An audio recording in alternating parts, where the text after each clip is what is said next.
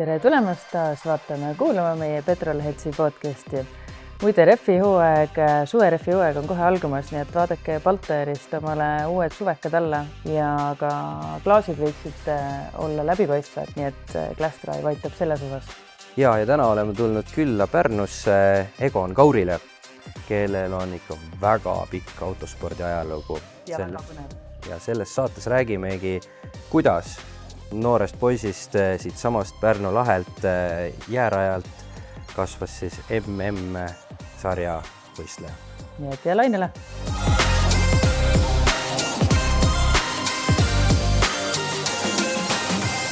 Tervist, Egon! Rõõm siin sinu juures Pärnus külas olla. Aitäh, et meid vastu võtsid. Midagi uut meile jälle siia teemadesse nagu. Tõsi, päris süükest puhtatõulist rallimeest pole meil siin olnudki veel varem. Täpselt. Ja ega sinu nimi ei ole ju võõras inimestele, et pikk, tugev ralli ajalugu selja taga, aga alustame algusest, et kuidas siuke huvi üldse noorel poisil siis ma eeldan tekib, et kust see kõik alguse on saanud? Tervist, jah, minu poolt ka, et meeldib teid siin Pärnumaal nüüd vastu võtta ka, et kiirelt on nüüd tuli. Ja kui tegelikult päris nagu ajalust tagasi minna, et mõtlesingi, et mis nagu seda, milleks seda esimest võistlust pidada siis. Äkki oli see aasta siis 2002 või 2000, jah, ma arvan, et 2002 talv. Ja siis oli too aeg veel selline aeg, kui sai Pärnus reaalselt rannahotelli esisel jääl lükati jäärada sisse ja sai seal veel jäärada sõita. Täna see ei ole enam kuidagi mõeldav, et sinna saaks rajale. Aga siis oli seal jäärada sisse lükatud ja igaüks sai minna kätt proovima ja isa vist arvas, et nüüd võiks ka proovida. Tol hetkel oli meil siis selline hall metallik diisel Nissan Sunny pereautoks. Aga hea rahulik asi ju, mida ei, absoluutselt, et noorele poisile lihtsalt anti kätte väga turvalised tingimused jäärajal ja seal sai selline esimene katsetus tehtud, aga tundub, et vaata, kuna too oli lihtsalt selline jäärada ja sealt tegelikult ju mingit sarja ja midagi otseselt järgmist sammu ei olnud, sul on tänava auto, et siis päris sellest kohe nagu see pall veerema too hetk ei läinud, et läks natukene aega mööda, isa ise leidis tee sellise sarja nagu Supercrossis, tal sõber sõites seda, kutsus ka tema ja siis põhimõtteliselt siis ütleme aastake või natuke vähem kui aasta hiljem leidsin ka siis mina ennast nagu Supercrossi stardist, et leidsime kuskilt 1500 krooniga siis Lada 011 ja siis teine samasugune summa läks sinna sisse, et sinna mingisugune puur sisse saada ja reaalselt läksidki. Täitsa ulme mõelda, et 3000 krooniga asi valmis ehitada nii-öelda. Ja siis kui sa nagu meenutad, et mis olukorras me täna ju turvalisusega oleme, et kõik korvistmed, 6 punkti turvavööd, kõik need torustikud, mis sul ümber on, eks ole. Et siis see turvapuur esiteks oli väga lihtne, mis sinna sisse sai. Täiesti tavaline iste oli too hetk ja siis Norma sellised mäletan ikka olid sellised 4 või isegi 3 punkti turvavööd, et ütleme see turvalisuse tase oli ka hoopis midagi muud, et ei väga põnev. Aga kuidas, ma mõtlen, et suht järsku tekkiv idee, et kas teil on mingisugune peres kuskil suguvõsas, mingisugune varem mingi autospordi teema sees olnud või käisid sina kuskil, ma ei tea, huviringis, kus oli tehnika seos? Ei, huvitaval kombel jah, meil ei olnud tegelikult otseselt, et oleks keegi nüüd varem sõitnud, et ma arvan, võib-olla oli see, et isal oli selline tehnika või üsna suur juba endal varasemast peale, sai ringradel käidud kuuldavasti ka minu nimevalik käis läbi erinevate ringradadel sõitjate põhjal, et mille põhjal siis ka minule algselt üritati nime valida, et kui mina sündisin, et tundub, et see tehnika huvi oli juba varasest peale. Aga kas siis hakkasid alles nagu tööriistu endale varuma ja ostma või oli selline kraam juba olemas? Ei, pigem oli ikka see, et ega selles mõttes mingit sellist baasi ei olnud, et vanaisa oli siis tema poolsel suguvõsal tegelikult siin samas lähedal, teisel pool teed on selline vanem talupidamine, et too aeg oli selline maakoht ka minu jaoks ja siis seal oli ka garaaž ja tegelikult seal siis sai igasuguseid asju ja nokitsemist teha, et siis nii isa tegi, kui ka siis hiljem sain ise seal küll siis Javaga ja küll erinevate tehnikatega kokku puutuda. palju sa siis seda Supercrossi sõitsid, et kui me mõtleme, 2002 oli Nissan Suniga esimene jääraja võistlus. Jah, see ei olnud veel Supercross, eks ole. Jah, aga vaid ainult mingi 6 aastat hiljem tegid sa juba esimese stardi ju MM-sarjas või MM-rallil. Isegi varem, tegelikult 2002 lõpus siis oli vist ju meil esimene Supercrossi start. Sealt edasi, eks see oli nagu natukene võib-olla koomiline, et Supercrossis hakkasime seda Supercrossi tõsisemalt võtma. Läks ka väga hästi ju, tegelikult noortes ju sai seal ka kohe hakata võite noppima. Aga siis muidugi mingi hetk mõtlesime, et Supercross tundub kõik sujub, et mis me see ei ole, sest lähme proovime seda ralli asja ka. Ja siis me vist üks Honda Civic VTEC mootoriga mõtlesime, et võtame selle ja lähme proovime seda rahvarallit siis. Aga seal kohe esiteks me ei olnud ühegi reegliga väga hästi kursis ja see oli üsna koomiline, kuidas see algas, aga seal oli selge, et päris nagu distsipliinid omavahel samasugused ikka ei ole. Et algus oli samamoodi raske ja ega sellest legendist ka keegi midagi ei teadnud aga kuidagi sai see pall sealt veerema. Samamoodi siis soetasime ühe Samara ralliks ja kuigi sellega otseselt edu ei saatnud, sellega sai rohkem tehniliste probleemidega maadelda kui sõita, aga ikkagi huvi sellest kindlasti kuskilt otsast ei vähenenud ja üks hetk siis, kui me otsustasime minna natukene moodsama tehnika peale, lääne tehnika peale, Renault Clio siis soetasime, siis sealt sai nagu see ralli pool nagu tõsisema hoo kohe sisse ja tegelikult ka järgmise hooaja lõpus 2006 lõpus tegime esimese MM-i Clioga Walesis kaasa. Aga see oli siis nüüd juba nagu tehase ralliauto või? Tema oli ikkagi tehase ralliauto, sest ta oli too aeg, mäletan ju Renault Clio Ragnoti ja tegelikult ikkagi nii-öelda homologeeritud auto, et ilma homologeeritud autota ei saagi MM-il ju osaleda, et selles mõttes tehase ettevalmistusega homologeeringu raamatud asjad kõik olemas. See ei olnud enam 100-eurose puuriga. Ei, see oli ikka juba tugev samm edasi. Aga sinnamaani, kui palju sa näiteks, ma ei tea, käisid treenimas või kuidas üldse välja nägi terve selle perioodi jooksul, kui sa jõudsid sinna Clio roole? No tegelikult see Supercrossi sari, mida ju Eristed on siin vedanud ju aastaid ja tänaseni välja, et iseenesest väga hea sari oli ka too aeg, sest sa said lume peal sõita, sa said kruusa peal, sa said asfaldi peal käia, et selles mõttes kogemuse mõttes väga hea, ta ei olnud väga kulukas ja pluss oligi see, et tegelikult seda autot ja kõik said ise kogu aeg ikkagi nokitseda ja mäletangi seal samas talupidamise peal, kuidas siis päevi ja õhtuid ja öid seal nühkisid mingid kollektori neid kanaleid vähe siledamaks kogu aeg ja siis kui jälle mõnelt Supercrossilt tulid, siis põhimõtteliselt olidki sääsed olid juba vahepeal lennanud stange peale, kui tõmbasid jälle järgmised riibuvärvi peale, et auto oleks vähe värskema velimusega. Et seal tegelikult seda tehnilist taipu erinevat kogemust sai päris palju, et selles mõttes Supercrossi sari oli väga hea nagu üleskasvamiseks. Puhtalt filosofeerides, et kas selline asi veel täna oleks võimalik? No eks nad on selles mõttes seda sarja ikka endiselt pidanud ja ma ütlekski, et kui on võimalik, et see sari on samamoodi erinevate pinnaste peal kogu aeg aga jah, ütleme, eks kogu see tehniliste tingimuste, nagu me ju rääkisime, milline auto oli too hetk, et ma arvan, see tehniliste tingimuste ja kogu see turvalisuse osa, eks ta tõstab ikkagi ka kogu seda üldist kulu kindlasti aga nii kaua, kui ikkagi on sarjal neid eestvedajaid, kes seda asja veavad, siis nii kaua ma arvan on võimalik ka. Ja, aga nüüd see Clio ajastu, kas siis endiselt veel nii-öelda talukuuris ise nokitsesite seda või läksite juba siis mõne tiimi juurde? Ei, eks seda ise nokitsemist sai ikka too aeg veel Clioga ka teha, et lihtsalt enda taset pidi tõstma ja ega kogu see karjäär on ju kulgenudki selline väga palju ikka iseõppimise lainel, et ega too aeg selliseid koolitajaid oli väga raske leida ja ega mehaanikuteks samamoodi, et siis foorumid lahti ja siis vaatasidki sõbrad, kes mida oskas ja kes kelle huvi oli, siis selle võtsid ligi ja tema oli mehaanik, et ega muid variantegi ei olnud. Ega see sõprade panus on väga tänuväärne, see on üldse igal pool minu arust autospordis niimoodi, et jah, sa pead leidma, kellel on see huvi ja tegelikult ega üldse ei ole oluline see esialgne teadmine, et seda on nagu aeg näidanud, et kui on huvi olemas, siis saab kõigega hakkama. Täpselt, just. Kõik saab selgeks õppida. Täpselt, okei.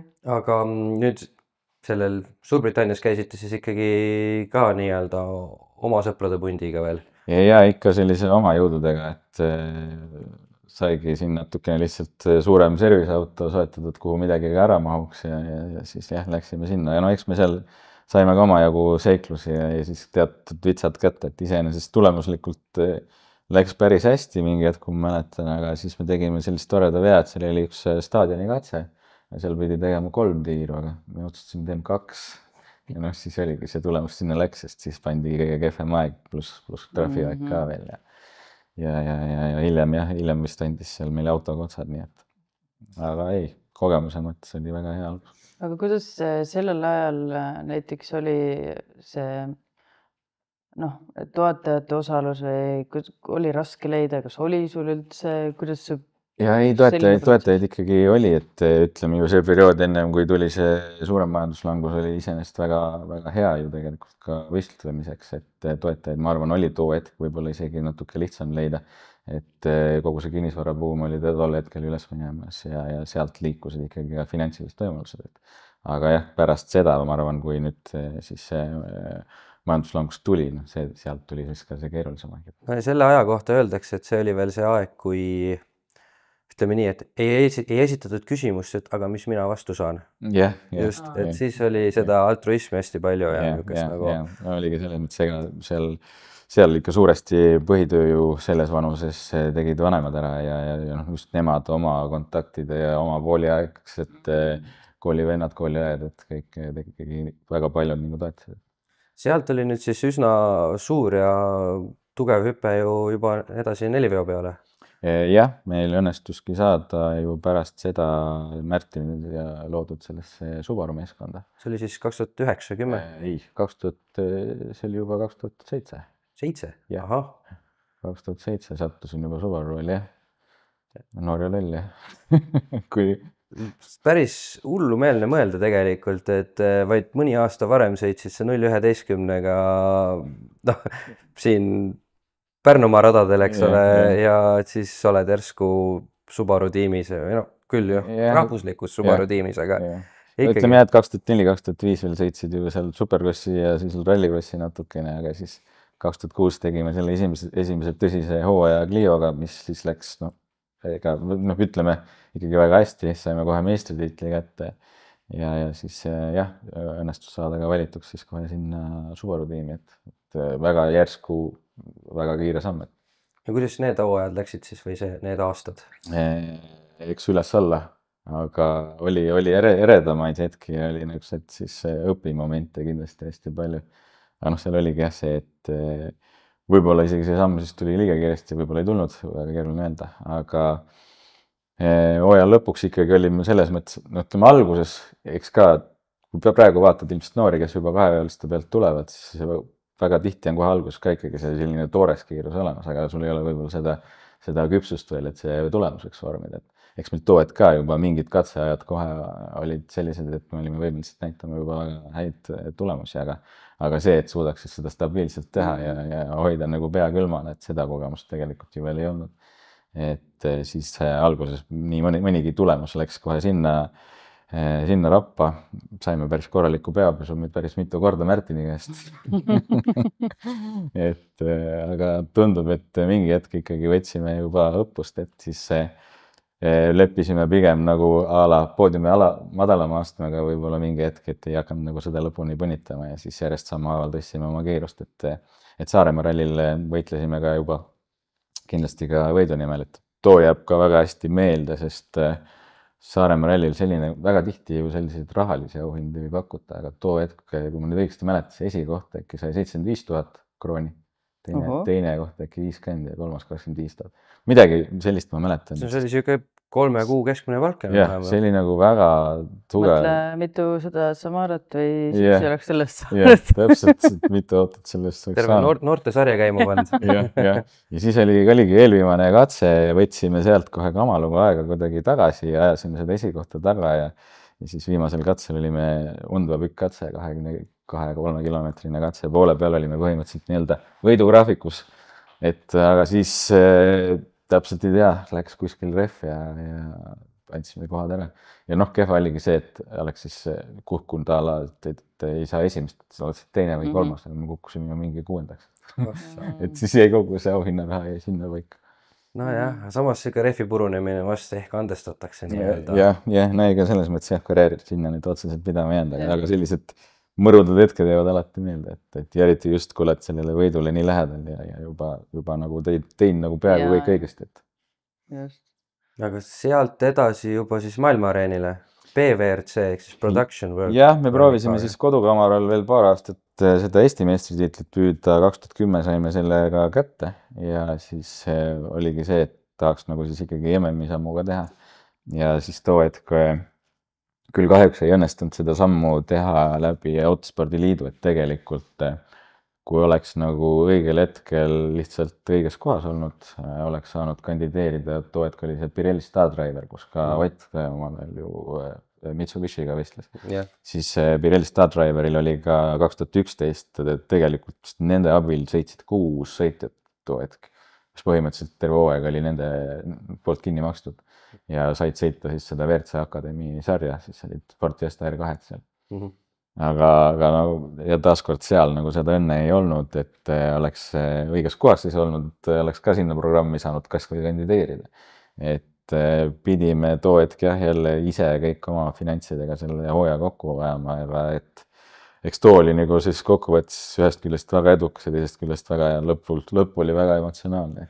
Sa nüüd pead silmas kaheveoliste? See oli kaheveoliste, jah. Et sama aasta siis tegelikult osalesime nagu 2 programmis, või noh, ütleme selline arengu mõttes 2 programmis, et üks oligi see WRC Academy, kus me siis sõitsime 6 etappi aastas ja teine oli tegelikult FIA oli loonud sellise asja nagu FIA Young Driver Excellence Academy, et tegelikult osalesime 2 akadeemias, aga see teine oli puht selline õppimise akadeemia siis, et sinna olid valitud vormelisõitjaid, rallisõitjaid, et õnnestus sinna nagu õnnestus valituks saada läbi siis erinevate programmide. Ja seal siis mida õpetati? No seal õppisid siis põhimõtteliselt kõike, mis võidusõiduga on seotud, mis su sooritusele võib kaasa aidata, erinevad laagrid erinevates siis Euroopa otstes, et läbi aasta. Teooriat siis nagu praktiliselt täiesti? See oli siis nagu füüsiline pool, mentaalne pool. Just. Kui palju tol ajal nii-öelda sõitjate peas toimuvaga tegeleti? Ütleme, see programm tegelikult keskendus omajagu just sellele mentaalsele, siis ka meeskonnatööle, siis ka sellele, et sulle nii-öelda puusti punaseks selgeks teha, et kuidas su sooritus langeb, siis mitte ainult füüsiliselt, ka vaimselt, et kui sa oled juba ikkagi füüsiliselt väsinud või kurnatud või vedeliku tasemed on madalad, eks ole, et kuidas see võjub su vaimsele poole. Et noh, seda nägi ka kogu aeg tulemustes, et kui keegi kuskil ikkagi, et pigem statistiliselt pühapäeval juhtus ka väga tihti nagu väga palju, kus tundus, et noh, võiks olla juba asjad selged, eks ole. Lihtsalt, et noh, kui vaadata praegu kas või, ma ei tea, vormel 1 toimuvat või ka rallis toimuvat ja igal pool, siis kogu aeg räägitakse, et noh, et kes peab vastu, kes ei pea vastu, on ju. Aga väga vähe räägitakse sellest, et kuidas vastu pidada. Kas sul on jagada mõnda näpunäiteid, mida sa oled õppinud, et kuidas siis eriti noored võidusõitjad oma peas toimuvaga hakkama võiksid saada? No ütleme jah, et esiteks peaks ka olema see, et see ei ole siis füüsiliselt esiteks liiga kurnatud või ütleme ka peab natukene oskama mingitel õigetel hetketel ka lõdvestuda või et noh, selles mõttes, kui sul on see pikk rallinädal, sa alustad tavaliselt sellega isegi juba võib-olla eelneval nädalavahetusel testidega, et sa ei hakka ehitama seda pinget võib-olla sellest hetkest juba liiga palju üles, et noh, sul on, sinna vahele jäävad kõik tutvumispäevad ja kõik need, et kui sa nagu ralli stardiks selle pinge endale hästi palju üles kruvid, siis sa tegelikult kurnad juba läbi selle ennast, et. Ja millega sina ennast rahustud? Põhimõtteliselt nagu tegelikult ka selle akadeemia ajal siis erinevatel inimestel on hea arendada enda jaoks teatud sellised rutiinid välja, et igaüks saab katsetada, mis tema jaoks küll toimib, aga kui sul on mingid kindlad rutiinid alati, millega sa lähened või kuidas sa mingeid olukordi siis alustad või lõpetad, noh, nüüd sa enne starti teed, eks ole, mis sa pärast tutvumist teed, et siis sul keha juba õpib, et mis faasis me oleme, teab, et see on juba tuttav olukord, ta ei pea nagu olema kogu aeg valmis mingiks uueks üllatuseks, et mida tuttavamaid olukordi endale nii-öelda tekitada, et sa ei viska ennast kogu aeg tundmatusse vettest, muidu pead olema ju kogu aeg valmis, et mis nüüd. Et kui see osa jääb nagu võimalikult ainult katsetele, kus sa siis pead lihtsalt, eks ole, olema ikkagi võimalikult paindlik, et kui sa suudad seda teha, et siis pigem püsid nagu jah, võistluse rohkem värske. Aga ikkagi puust punaseks nii-öelda. mis on siis sina, kui sina nüüd lähed sellele võistlusnädalavahetusele vastu, alustad oma nädalat, mis päeval? Noh, kui sul on MM-i nädal tegelikult olnud, siis seda alustad tavaliselt selline pühapäeval, et siis on tavaliselt see testipäev. Aga noh, ütleme ongi, et see on natukene ka see, et kuidas sa ise mõtled esiteks, et kui oluliseks või sellest, kui palju sa pingeid endale ette paned juba, et tegelikult see testipäeval ei pea otseselt pingeid ette panema, võidki rahulikult minna ja lihtsalt nautida seda olukorda, mida sa juba tegemas seal oled. Aga jah, selles mõttes mul on teatud kindlad rutiinid näiteks, mida ikkagi, kui ma juba sõitma lähen, hingamisega põhimõtteliselt olengi koostööd teinud erinevate ka spordipsühholoogidega oma selle karjääri jooksul. Et sul on kindlad rutiinid, hingamine, kuidas sa vaatad, mis sa kehaliselt juba teed, et lihtsalt valmistad ennast nii-öelda stardiks ette. Ja tegelikult väga tihti on ka just see, mida sa pärast sooritust nagu teed, et uuesti ennast siis sellelt maha tuua. Aga rääkides korra siis kui juba tervisest, et kui palju sa näiteks füüsiliselt valmistud või hoiad või teed midagi või? Füüsiliselt ikkagi peaks hoidma just sellepärast, eriti kui see, ütleme Eesti tasemel, kui on etapid jälle pikad, siis ta ei ole nii määrav, aga MM-i tasemel kindlasti on, eriti kui lähed palavamatele rallidele. Et siis on loomulikult on see, et sa pead kõigepealt hoidma seda, et sa oled kogu aeg piisavalt vedelikku tarbimas, et sul ei lähe vedeliku tase alla, sest nii seal on, seda tehti meile ka akadeemias nagu väga puust ja punaseks selgeks, et konkreetselt pistetigi meid rattaotsa, hakkasid väntama, mõõdeti ära pärast mingit perioodi, et palju juba vedelikku kaotanud oled, tegid seal mingeid vaimseid teste kohe, siis näidati ära, kuidas su testide tulemus järjest langeb, et mida rohkem meie vedelikku kaotab. Aga jah, samamoodi ikkagi on selline üldfüüsiline tase, peab olema just see, et sa suudad nagu hoida seda sama sooritust kõigi 3 päeva jooksul. Kas on mingid toidud ka, mida nagu peaks vältima või peaks nagu vastupidi just rohkem tarbima sellise pingelise aja jooksul? No kindlasti selles mõttes igaüks peab endale välja selgitama, mis talle sobib ja mis talle võimalikult lihtne ja kerge on omastada. Et see on natukene ikkagi individuaalne, eesmärk on, et sa saad oma piisava energiakoguse sealt kätte, kes siis kasutab väga tihti erinevaid keele, pulbreid, lihajooke, et see on nagu individuaalne rohkem natukene. Et mul on ka omalt kindlad, ütleme, joogid ja söögid välja kujunenud, et sa ei hakka kindlasti proovima midagi uut, ütleme nii. Et võistlusel ei tasu minna, et proovime seekord seda. Kuidas see kohalik toit tundub päris hea? Ja see toit on, esimest korda olen siin riigis, prooviks seda, et see on väga keha mõte. Ja just praegu oli ju Keenia ralli ja minu arust seal päris mitu meest veetsid poti peal oma aega. Ja ometigi süües ilmselt meeskonna pakutavat toitu. Ja, just. Nii ta on, jah. Aga sind siis nii-öelda Eesti võistlustel lägaburgeri järjekorras ei leia? Ütleme, Eesti tasemel ei välista samas, et mingis faasis võid natuke lõdvemaks lasta, et tõesti siin sul ei ole selle võistluse pikkus ei ole niivõrd pikk, et sa ja ütleme, pingetaluvus või see, mida seal nõutud on, ei ole ka võib-olla nii kõrge enam, et kuna kogemus on varasemast all, eks ole, et seda oskad majandada. Aga ei, MM-il kindlasti pead nagu kogu aeg mõtlema, sest tegelikult kui MM-iks valmistud meeskonnaga, siis meeskonnaga üldiselt jagad kõik ülesanded ja vastutusalad ära ja samaaegselt mõtled läbi ju, sa ei mõtle ainult võistlusaegselt läbi, sa tegelikult hakkad juba sealt varasemast testist ja tutvumisest pihta, et milline on tutvumise graafik, kus me millal süüa saame, et ei tohiks minna niimoodi, et lähme ja siis vaatame, et äkki kuskil pakutakse. Sest varasemalt, kui läksid niimoodi, kunagi olid veel noor ja roheline, siis oligi see, et nii, kõht on tühi, saaks midagi süüa, aga oled keset mingid mägesid kuskil, kus mitte ühtegi söögikohta midagi ei ole. No Eesti võistluste tasemel erinevatel aladel see vist nii pigem on süke. Ja ütleme Eesti tasemel ta kindlasti. Lähme vooluga kaasa. Aga selles mõttes peab ka kindlasti eristama, kes mille pärast ju midagi teeb, et kes ikkagi puhtalt fani pärast teevad, neil ei olegi vaja seda, et nemad võib-olla just sellist eksprompt lähenemist võib-olla just naudivadki. Aga korras selle tervise teemaga, et kuna see tänapäeval on aina olulisem, et see füüsiline, vaimne, ma ei tea, toitumine, kõik need, kui palju sina ütleksid, et protsentuaalselt see oluline on näiteks 100%? Tundub nagu siuke, mis vahet seal on, mis ma söön või? Ma arvan, et Eesti tasemel tegelikult, kui aus olla, siis ega ta ei ole nüüd nii määrav, et Eesti tasemel pigem ikkagi määrab su oskus ja sõiduoskus, et rohkem kindlasti. Et see ühepäevane võistlus tavaliselt ei pane sulle nii palju nii-öelda koormust peale, et sa nüüd siis selle lõpuks nagu nii palju juba sooritusesse alla tuled, et see hakkab sind liigselt mõjutama. Võib-olla on tõesti nii, et kui on sul väga pingeline sekundis, siis võib märgata, et kes ei ole võib-olla füüsiliselt nii valmis või siis ei ole toitumisele jälginud või on lasknud oma taseme alla. Et siis see viimasel katsel näiteks, kus on kuskil sekund heitlus, et siis võib-olla saab seal mingid paralleelid omad. Aga kui nüüd ikkagi MM-ist rääkida ja kui sa lähed siin kuskile Sardiiniasse näiteks, et kui sa mõtled, et lähed sinna nii-öelda, et lähme vaatame, kuidas läheb ja ei ole mingit füüsilist ettevalmistust teinud, ei ole toitumist läbi mõelnud, siis ütleme nii, et seal võib nagu väga kiiresti aru saada sellest, et juba teiselt katselt maha tuled ja oled seal juba liitreid vett välja kistanud ja seal hullu tööd teinud, et siis saad nagu aru, et oleks vist ikka pidanud. Okay. Et see keskkond kindlasti on väga määrav ja just see ütleme ka koormuse pikkus, et ilmselt sa need esimesed paar katset suudad oma taset hoida, aga nüüd, kui sa sealt edasi lähed, siis sa ei tule enam sealt august välja. Puht praktiline küsimus, mitu liitrit vett teil niimoodi siis kuskil Sardiinias kaasas on?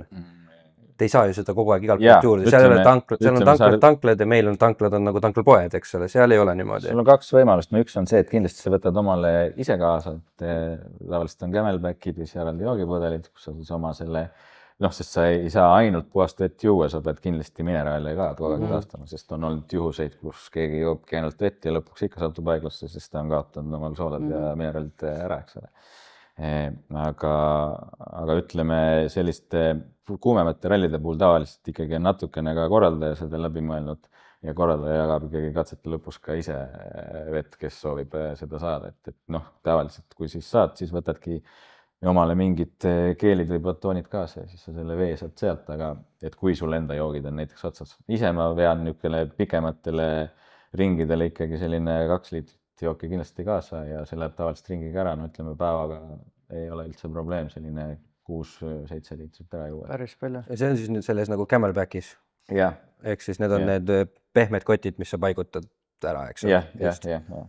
Et seda ei ole päris, et 2-liitrised veepudelid on kuskil autos tõmbame nipukatega kinni. Sul on ikka Camelback. Rock Vitamin Valley kuskil tagasi. Selline 2,5 liitrine on selline palavatel etappidel ja selle lükkad täis. Sul on tavaliselt selline 1 või 2 servist, et täpselt nii palju, kui neid servisid on, et sa täita seal saad. Okei, aga tuleme võib-olla tagasi ikkagi selle ajaloo juurde, et nüüd oleme päris pikalt siin tervisest rääkinud, et ebatervislikumad asjad siis sõitmine ise. Et see 2011 aasta hooaeg Academy, läks ju mõnes mõttes suurepäraselt. Mõnes mõttes suurepäraselt. 3 võitu 6 etapist, 1 hõbe ja Craig Breeniga siis võrdsetel punktidel. Kas sa katsevõitusi punktidega läks ta sinust nii-öelda ette siis, ütleme nii.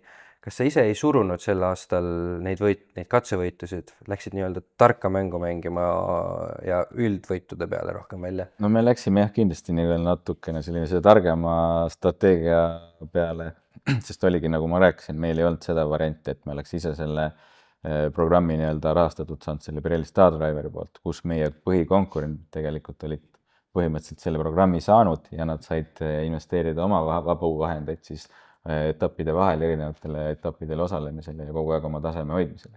Ehk et tegelikult kiiruslikult neil olid oluliselt paremad eeldused olla kogu aeg siis hästi kiire ja siis võtta neid katsevõite. Aga loomulikult, kui tahtsid ikkagi rallisid võita, siis pidid olema ikkagi piisavalt kiired ka neid katsevõidud nagu loomulikult mõned ikkagi võtta. Ja kokkuvõttes oligi see, et kui siis nii-öelda suur klass, eks ole, sõitis selle reegli järgi, et kes rohkem rallisid võidab, et rohkem rallivõite meil küll oli, aga akadeemia sõitis nende katsevõitude põhjal.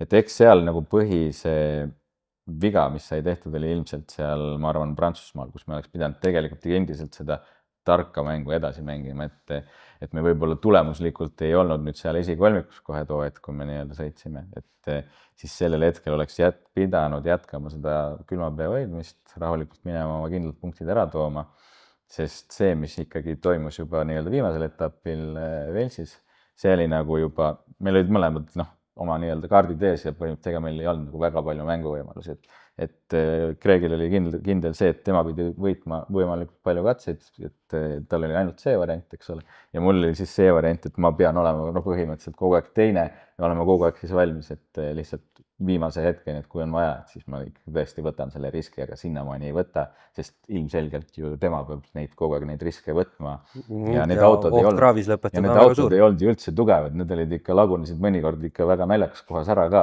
aga kuidagi, eks ole, ta järjest võtab neid katsevõite, siis sa kogu aeg istud seal lähedal ja siis ootad, et kas nüüd võtan selle riski, kas ma nüüd võtan selle riski, et põhimõtteliselt see risk jäigi täiesti viimase katse peale ka, et aga nii ta läks. Sellegipoolest ülikõva tulemus ju tegelikult. Kas ja milliseid uksi see sulle avas? Jah, ja selles mõttes ega me olimegi, et me polnud praktiliselt kuskil MM-il niimoodi kuidagi suurelt käinud ja just mõtlesime, et nüüd 4-päevase pealt hüppame 2-päevase peale tagasi ja lähme vaatame, mis seal MM-il tehakse. Et alguses kindlasti oli ka õnne, et kui kõik seal võib-olla nii-öelda veri vemmeldas ja siis kõik visati need noored sinna ja hakkasid kõik kohe uhama. Kas teiste meeste kogemus pagas oli nagu selles võttes sarnane või olid nad ikkagi kõik esipeomehed ja sina olid siis siuke, kes tuli kiirema auto pealt aeglasema peale? Seal ma arvan, pigem ikka oli erinevaid, et mõned olid, kes olid ka sõitnud, aga võib-olla seda MM-i kogemust tõesti nii palju kõigil ei olnud, et ega mul ka samas ei olnud seda MM-i kogemust. Ja eriti just see, et sa sõidad tervet sarja, et sa võid ju üksikuid nopeetappe, me olime ikkagi varem sõitnud, aga just seda, et tervel sarjapildile ja ajad just seda sarja lõppauhindu taga, et seda polnud varem teinud. Ja kui oli algselt esimesed etapid siis Portugalis Sardiinias, me pigem siis saime nii-öelda selle targa mänguga, eks ole, võidud kätte, siis Soome oli ja taaskord jälle see tõestamise koht, et kus tuleks näidata nagu kiirust ka, sest kui me hooaja lõpuni ainult seda tarka mängu mängime, et siis sealt nagu otseselt ju, et selle pealt keegi nagu ei hakka vaatama, et see sõitja võiks olla see, keda siis võtta, eks ole. Jah, et sõidab stabiilselt 7. koha peale. Jah, et saab küll lõpuks punktid kätte, eks ole, aga seda kiiruslikku nüanssi pole näidanud, et seda tegime Soomes ja Soome ikkagi oli kindlasti üks etappidest, mis väga eredalt jääb ka meelde, et seal põhimõtteliselt iga katse toimus kohavahetus Gregiga. Kuidas siis sellised tulemused nagu neid uksi avavad, et kas pärast hiiglaslikke võitlusi, esikohti tulevad tiimid siis pakkuma enda nii-öelda teenuseid järgmiseks hooajaks? Pigem rallimaailmas see ikkagi nii roosiline ei ole, et seda oleme siin näinud ka tegelikult ju isegi kõrgemate klasside pealt, et eriti just meil, et kui sa ikkagi seda mingit kindlat auhinda ei saa, siis sulle midagi garanteeritud ei ole, et kindel auhind olekski olnud see sarjavõit, et siis sealt oleks saanud kohe selle sammu edasi teha, sest sul oli garanteeritud kohe, et sa saad järgmises klassis osaleda ka järgmine aasta, eks ole. Aga kui seda nagu auhinda seal otseselt ei ole, siis tegelikult midagi sulle garanteeritud ei ole. Samale juhtus põhimõtteliselt ka meil, et tegelikult sinna jäi nagu põhimõtteliselt see asi natukene toppama. Hea näitena võib näiteks siin tuua ka Emil Lindholmi, et tegelikult ju võitis WRC2-s meistritiitli ära, aga sealt nagu ei saanud seda järgmist sammu edasi. Et ometi ju tegelikult oli sarjavõit ja väga tugevas konkurentsis, eks ole, aga ei tekkinud seda nüüd, et saaks sinna ralli ühe peale edasi minna. Et samamoodi oli olukord meil, et ega keegi otseselt nagu sealt midagi pakkuma ei tulnud, et rahad on niivõrd suured. Ma mõtlen seda, või mõtlesin tegelikult natukene nagu seda, et kas tulevad erinevad tiimid ja ütlevad, et meil on sellise, kui sa ajad sellise eelarve kokku, et siis me tahaksime, et sa sõidaksid meie tiimis järgmine aasta.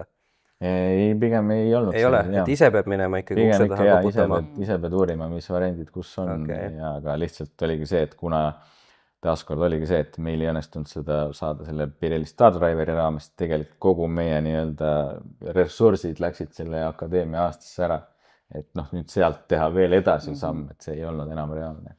Et siis oli ainuke variant hakata ikkagi uuesti kodust peale. Nii, ja kaua sa siis nüüd jälle kodus püsisid? Kodus me siin ütleme nii, et rahulikult toimetasime ja jukerdasime aastast aastasse, et vahepeal arvuses Subaruga, siis Evo 10-ga ja siis, kui ütleme 2015 lõpus, 2016 sai siis nagu natukene selline uus arengusamm uuesti ette võetud ja tõsisemalt see hoog uuesti sisse. Annikaga saime Saaremaa ralli võidu 2015 lõpus ja Silveriga siis terve hooaeg läks nagu 2016 väga hästi, et saime sealt meistritiitlit kätte ja palju rallivõite ka, et meenuta meile, mis tehnikaga see toimus? Siis oli Evo 9-ga sõitsime too aasta ja no ütleme nii, et võtsin siis Koduküla kaardilugeja, kes põhimõtteliselt oli sinnamaani lugenud väga rahulikus autodes kaarti, et siis nüüd viskasime ta tunnutuskohas vette, et hakka ujuma. Aga sai väga-väga hästi hakkama ja tundus, et kõik nagu meil klapib ka, et tegelikult hakkasime järjest noppima siis jah, rallide võite ja siis saime põhimõtteliselt tiitli kätte juba üks etapp enne viimast. Igaks juhuks jälle tuleta meelde, kas see oli nüüd siis Annika või Silver? See oli Silver, jah, Silveriga 2016. Ja no siis oligi see, et endiselt ega ei olnud varianti, et nüüd siis ikkagi võtta siis see Rally 2 või R5 tooetk, eks ole, et see nüüd omale soetada, et see ainuke variant, et kuidas nüüd ikkagi kiirema tehnika peale saada, oli midagi analoogset ehitada.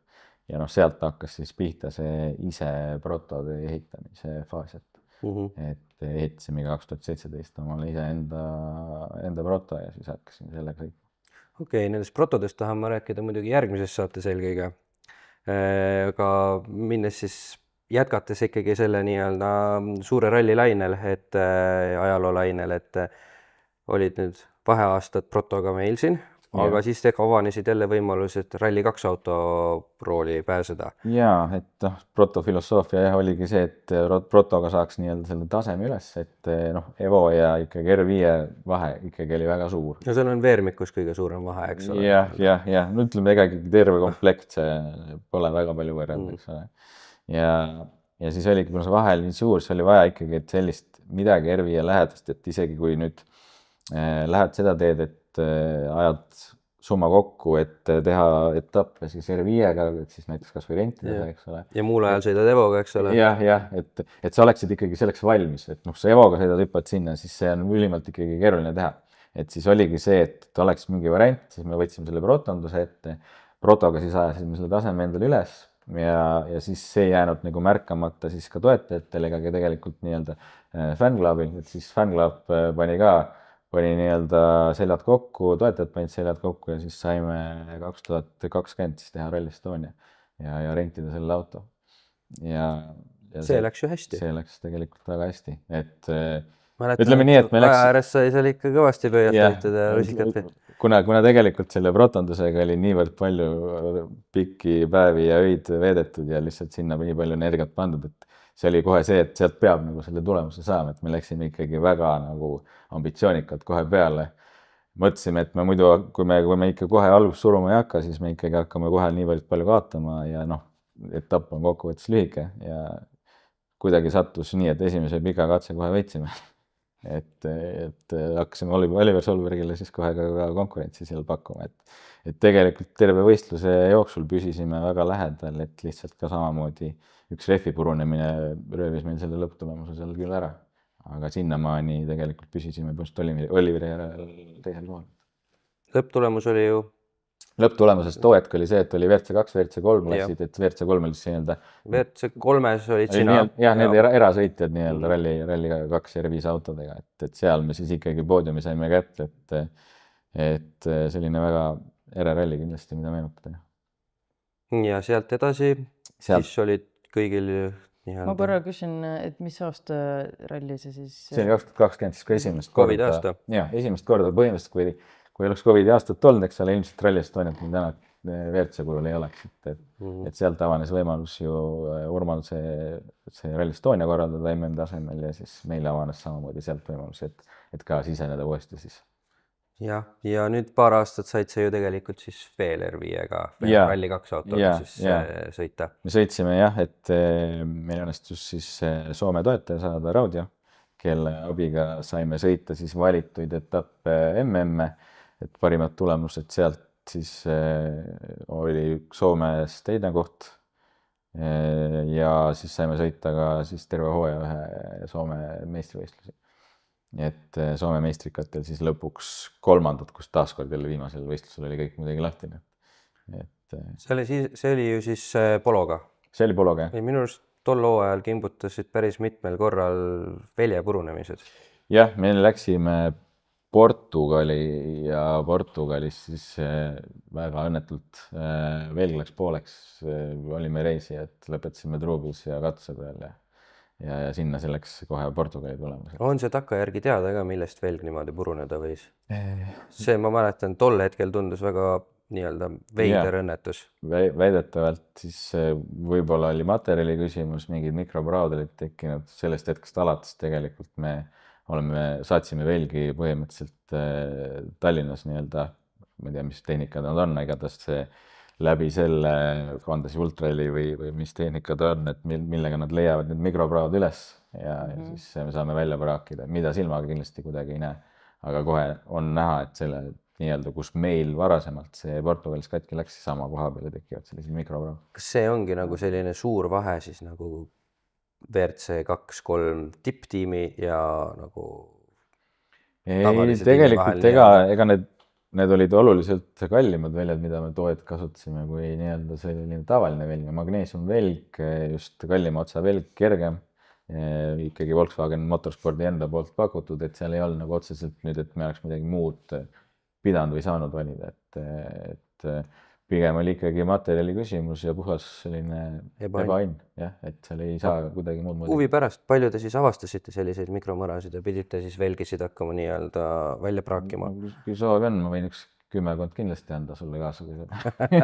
Päriselt? Mul ka neid garaaži all vedeleb seal, jah. Vau, okei. Seal, jah, et kui ikka neid oli, siis see ei olnud kuidagi riski väärt, et neid või vähemalt sõidan edasi. Kindlasti saaks nendega mingil tasemel rahulikult veel võistelda, aga sellisel väga rough rallil ei julgeks küll peale minna, eriti see, mis juhtub, see on ikkagi niivõrd kulukas. Ja. Ei lähe ainult velg lihtsalt hetkel. Ütleme reaalselt, see õnnetus oli jälle selline 50-60 000 kulu.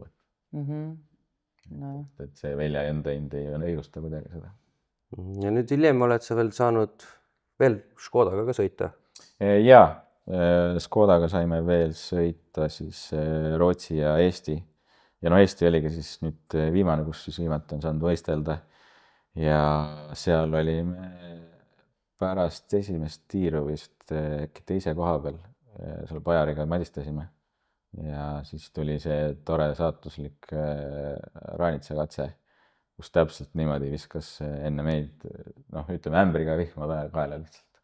Ja kuidagi meie see akna soojendussüsteem ei suutnud meil akent puhtana hoida, nii et sõitsime nagu puhtnäidikute järgi ja lihtsalt kaotasime kogu aja, mis nagu meid konkurentsis oleks veel hoidnud.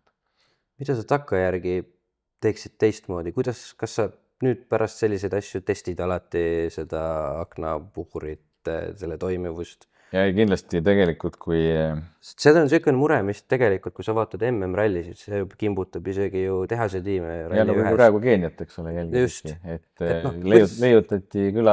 leiutati lihtsalt kraavist ja leitud okste peale mingisugune mopp, millega siis kaardilugeja hakkas klaasi puhastama. See oli päris äge, jah. Et iseenesest ma mõtlesin, et võtta lihtsalt see nii-öelda selfie-stick kaasa ei ole ilmselt väga palju kaalu, kui on tõesti oht mingi vihma jooks, et kas siis hakata sellisel tasemel ette valmistama. Aga kas need ahjud või see puhurid on siis selline asi, mis nagu kogu aeg annab saba või? Pigem on see probleem see, et kuidas ja kui palju kuskilt vett ilmselt sel hetkel sisse pääseb mingi 100 ühikus. Et meil oli ka ilmselt see mure, et meil tuli too hetk jube järsult, jube suur kogus vett sattus autosse, sul on see keskmine tunnel on ülimalt kuum, vesi läheb sinna peale, see kõik aurustub, sul tekib see efekt, et olgu sul ükskõik kui hea puhur või see aknasoojendus, ta ei jõua lihtsalt seda nii kiiresti eemaldada.